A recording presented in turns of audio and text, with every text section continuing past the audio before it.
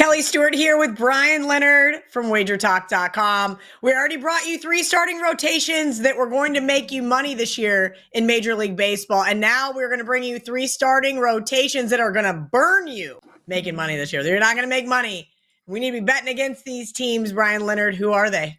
There's a lot of bad rotations in Major League Baseball. In fact, 2 of my 3 on the list, a lot of people won't understand this. I can understand that. My third is a surprise. This is going to be a shocker for a lot of people, but my third worst starting rotation is the Baltimore Orioles.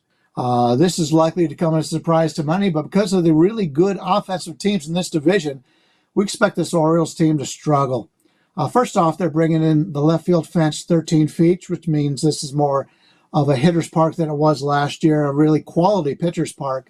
The ownership knew the pitching staff depth was going to be a problem this year, and yet they didn't do a thing about it. The O's have done nothing all offseason to address this weakness out of the starting rotation. They had 2 legit starters. Zach Eflin is their number 1, Grayson Rodriguez number 2.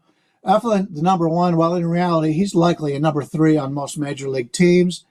They brought in Charlie Morton, the 41-year-old Charlie Morton, who's an innings eater, which they could use, but at this time in his career, he has not been productive at all. He's expected to produce a 4.30 ERA, not what you would consider to be what you want out of a number 3 starter. They also have Dean Kramer and new to the USA, Tomosuke Sugano, who is fighting for a spot. They also have Kyle Bradish, Trevor Rogers, and Tyler Wells, all on the IL. But really, Bradish is the only one with a solid future, and he's still a long ways away. So he had Tommy John. So he's going to be a while. He might not even pitch at all this year. The bullpen, who is going to be called on more than ever for the Orioles this year, and their closer set out last year because of Tommy John. So I love the Baltimore Orioles offense, no doubt about it. But this starting rotation has a lot of concerns. I can see us playing the over in a lot of Orioles games this year. Bryan, you have 2 more teams that we need to be betting against, right? At least they're starting rotations. And now, I mentioned in another video that I was sad. No, I'm really sad now because it's actually my team here that we want to bet against their rotations. Like, just sell the team already, right? And then I look at the list and I'm like, oh, great. My 2 favorite baseball teams are the 2 teams Bryan Leonard says we need to be betting against. That would be the Colorado Rockies. And we'll get to the last one here in a minute. Yeah, unfortunately, there's not a lot you can do in Colorado. This is just an extremely tough place to pitch. You know, you could probably name 5 starters in the history of the Rockies that have pitched well at Coors Field. It's just not a place that they've had any success at all because breaking balls just don't move nearly as much in elevation. Opponents just sit there waiting for the fastball. And unfortunately, the Rockies pitchers don't have flamethrowers. So they're all in like the lower 90s and in upper 80s. And when you're relying on your fastball in that regard, that's why they get hit so hard at home. They're at a major disadvantage in just about every pitching matchup against every team they play. It doesn't help when you've got the very worst ownership in the front office in Major League Baseball. When looking at the players, German Marquez is making a way back from Tommy John surgery. He's already listed as the number 1 starter. The guy coming back from Tommy John surgery is your number 1 starter. Now, he's likely followed by Ryan Feltner, Kyle Freeland, and Antonio Sensatella, and Austin Gomber. Not really confident in any of those guys. You know, only Feltner, along with Marquez, are expected to have an ERA under 5. Kyle Freeland has actually pitched better at home than on the road the last 2 seasons. I don't know if that's good or bad, but it's something that he has done. He's learned how to pitch at home. That's good for Colorado at home, but when he goes on the road, he's just been pounded. We've got Austin Gomber, who's been very inconsistent, which is why when a starter gets blown out in Major League Baseball, a lot of people consider that to be Gombered because he's so inconsistent. It just tells you that people out there know Austin Gomber cannot get consistent production out of his pitching. The likely best pitcher in the organization is Chase Dollander, who was the Rockies' first-round pick in 2023. But having a pitcher as good as Dollander, excuse me, even in this ballpark, is something that you have to be concerned about. But he's a prize rookie on the mound in Colorado, and he still has the talent to rise to the top of the rotation in future years. The pitching staff doesn't pick up much wins when they go on the road. And not only is the pitchers pitch bad, but the hitters, because they see so many fastballs at home, they go on the road, everybody throws breaking pitches, they can't hit them. That's the problem in Colorado. So at home, they've had good advantages over the past, but they're going to give up a lot of runs. And on the road, you don't want any part of this Colorado team. Last but not least, as I mentioned, sell the team, the Chicago White Sox. I mean, I didn't have high hopes for this team this year, Bryan, and it is what it is. Let's hear why you think that this is going to be the worst starting lineup in Major League Baseball. Well, the White Sox are a lot better than they were last year. The White Sox had a legendary bad team last year, winning just 41 total games.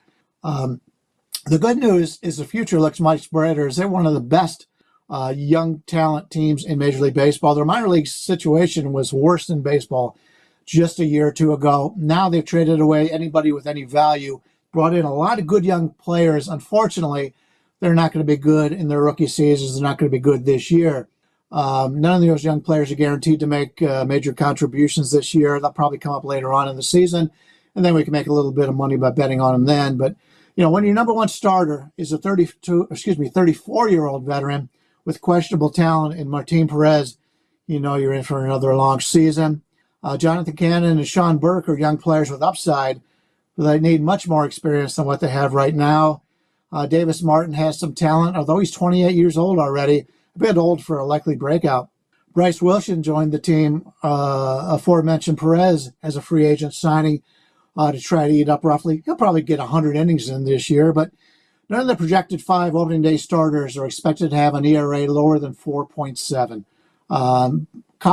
Colorado has a reason why the starters are so bad. The White Sox don't. That's a concern for the Chicago White Sox. Now, luckily, they're playing in a division where it's not a very good hitting division. But on the farm, Noah Schultz, Drew Thorpe, Owen White, and Justin Dunn are expected to lead the next generation of Chicago White Sox starters, but none is expected to pitch major innings in the majors this season. And we all know young starters on bad teams take time to acclimate. The future is becoming bright for this organization, Kelly, but the White Sox starting pitching just won't be ready until probably 2027. The future looks better for your team, much better than it does for Colorado, but right now they're going to have a tough season pitching-wise in Chicago. All right, Bryan Leonard, WagerTalk.com. Guys, we have a bunch of other MLB videos up with Bryan on our WagerTalk channel. Teams you need to be betting on, teams you need to be betting against. Bryan, you have been crushing MLB since I started at WagerTalk, and that has been almost a decade now. Talk to everybody about what you should expect when buying your MLB package. You do a lot of our moneyline sports, hockey as well as baseball. Yeah, hockey and baseball has been our best. Love the moneyline sports because I like playing underdogs. And if you've watched a hockey game or a baseball game in the past, you're just inches away from a win turns into a loss, loss turns into the win. And when you're playing Major League Baseball, as I mentioned on other videos, teams usually have about 10 starting pitchers they use all season long. So you not only have to handicap the offense and the defense, you have to handicap 10 starting pitchers. So you have to know, there's a reason why teams have a 40-man roster. You've got to know who's on that, and you have to know who they have in the minor leagues. And because of that, we've been able to make some good money by betting underdogs. Last year was another tremendous season in betting underdogs in Major League Baseball.